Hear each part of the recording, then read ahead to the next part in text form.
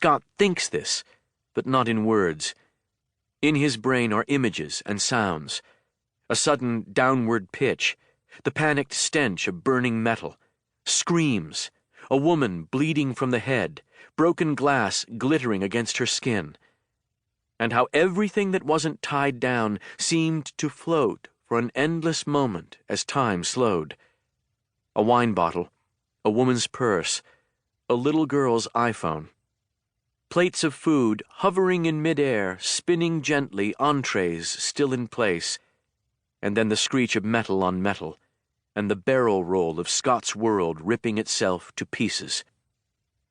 A wave smacks him in the face, and he kicks his feet to try to get higher in the water. His shoes are dragging him down, so he loses them, then forces his way out of his salt-soaked chinos. He shivers in the cold Atlantic current, treading water, legs scissoring, arms pushing the ocean away in hard swirls. The waves are quilted with froth, not the hard triangles of children's drawings, but fractals of water, tiny waves stacking into larger ones. Out in the open water, they come at him from all directions, like a pack of wolves testing his defenses.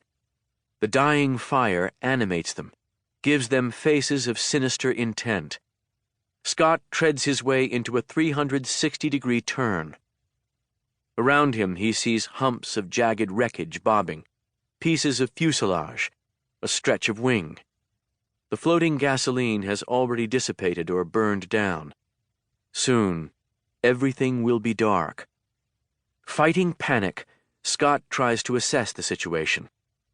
The fact that it's August is in his favor.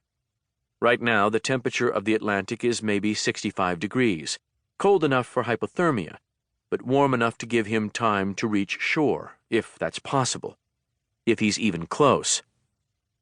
"Hey!" he shouts, turning himself in the water. "I'm here! I'm alive!" There have to be other survivors, he thinks. How can a plane crash and only one person survive? He thinks about the woman sitting next to him, the banker's chatty wife. He thinks about Maggie with her summer smile. He thinks about the children. Fuck. There were children. 2, yes? A boy and a girl. How old? The girl was bigger. 10, maybe? But the boy was small. A toddler still. "Hello!" he shouts with added urgency, swimming now toward the biggest piece of wreckage. It looks like part of a wing. When he reaches it, the metal is hot to the touch, and he kicks away hard, not wanting to get swept onto it by the waves and burned. Did the plane break up on impact, he wonders? Or did it crack open on the way down, spilling passengers? It seems impossible that he doesn't know, but the data stream of memory is clogged with indecipherable fragments, pictures with no order, and right now he has no time to try to clarify anything. Squinting in the dark, Scott feels himself rising suddenly on a heavy wave. He struggles to stay on top of it, realizing he can no longer avoid the obvious.